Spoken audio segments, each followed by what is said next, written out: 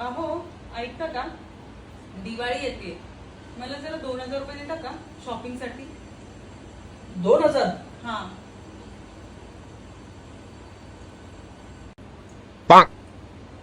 4000 आले असतील बघ.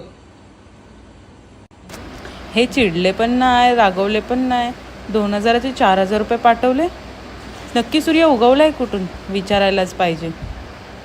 अहो मी तर 2000 मागितले होते, तुम्ही 4000 मला पाठवले. नक्की सूर्य उगवलाय कुठून?